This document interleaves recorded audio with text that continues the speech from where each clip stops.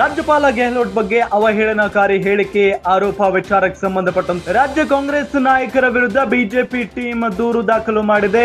ರಾಜ್ಯ police ಮಹಾನಿರ್ದೇಶಕರಿಗೆ BJP ನಾಯಕರು complaint ಕೊಟ್ಟಿದ್ದಾರೆ.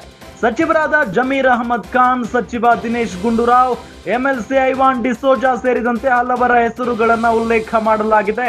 ಗೋವಿಂದ ಕಾರಜೋಳ, ಛಲವಾದಿ ನಾರಾಯಣಸ್ವಾಮಿ ನೇತೃತ್ವದಲ್ಲಿ ದೂರು ನೀಡಲಾಗಿದೆ. ರಾಜ್ಯಪಾಲರನ್ನ ಅವಮಾನ ಮಾಡಿದ್ದಾರೆ, ನಿಂದಿಸಿ ಬೆದರಿಕೆ ಹಾಕಿದ್ದಾರೆ. ರಾಜ್ಯಪಾಲ ಗೆಹ್ಲೋಟ್ ಬಗ್ಗೆ ಅವಾಚ್ಯ ಶಬ್ದಗಳನ್ನ ಬಳಸಿದ್ದಾರೆ. ರಾಜ್ಯಪಾಲರ ಭಾವಚಿತ್ರಕ್ಕೆ ಚಪ್ಪಲಿಯಲ್ಲಿ ಹೊಡೆದಿದ್ದಾರೆ.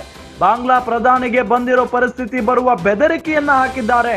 ಕಾಂಗ್ರೆಸ್ ನಾಯಕರ ವಿರುದ್ಧ ಗೂಂಡಾ ಕಾಯ್ದೆ ದಾಖಲಿಸಬೇಕು, ಜಾತಿ ನಿಂದನೆ ಗೂಂಡಾ ಕಾಯ್ದೆಯಡಿ ಕ್ರಮ ಕೈಗೊಳ್ಳಬೇಕು ಅಂತ ಮನವಿಯನ್ನ ಮಾಡಿಕೊಂಡಿದ್ದಾರೆ. ಕಾಂಗ್ರೆಸ್ ನಾಯಕರ ವಿರುದ್ಧ ಕ್ರಮ ಕೈಗೊಳ್ಳಿ ಅಂತ ಬಿಜೆಪಿ ಟೀಮ್ ದೂರನ್ನ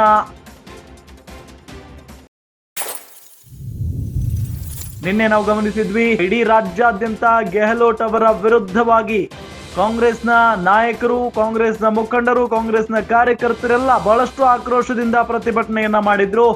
ಆ ಸಂದರ್ಭದಲ್ಲಿ ಗೆಹ್ಲೋಟ್ ಅವರು ರಾಜ್ಯವನ್ನ ಬಿಟ್ಟು ತೊಲಗಲಿ ಅಂತ ಘೋಷಣೆಗಳನ್ನ ಕೂಗಿದ್ದು ನಾವು ಗಮನಿಸಿದ್ವಿ. ಇದೆಲ್ಲದರ ನಡುವೆ ಸಚಿವರಾಗಿರುವಂತಹ ಜಮೀರ್ ಅಹಮದ್, ಸಚಿವ ದಿನೇಶ್ ಗುಂಡೂರಾವ್, ಎಂಎಲ್ಸಿ ಐವಾನ್ ಡಿಸೋಜಾ ಇವರೆಲ್ಲರೂ ಕೂಡ ಬಹಳಷ್ಟು ಅಂದ್ರೆ ಕೆಟ್ಟದಾಗಿ ಮಾತನಾಡಿದ್ದಾರೆ, ಬೆದರಿಕೆಯನ್ನ ಹಾಕಿದ್ದಾರೆ. ರಾಜ್ಯಪಾಲರಿಗೆ ಅಂತೆಲ್ಲ ಆರೋಪವನ್ನ ಮಾಡಿ ಈಗ ರಾಜ್ಯ ಕಾಂಗ್ರೆಸ್ ನಾಯಕರ ವಿರುದ್ಧ ಬಿಜೆಪಿ ಟೀಮ್ ದೂರನ್ನ ಕೊಟ್ಟಿದೆ.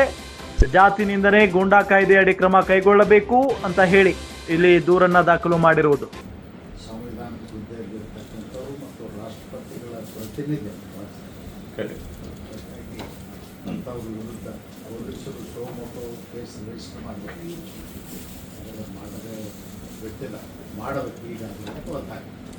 ಐವಾನ್ ಡಿಸೋಜಾ ದೇಶದ ಇವರಿಗೆ ಯಾವ ರೀತಿ ಅದು ಮಾಡಿದ್ರು ಅದೇ ಥರ ನಾವು ರಾಜ್ಯಪಾಲ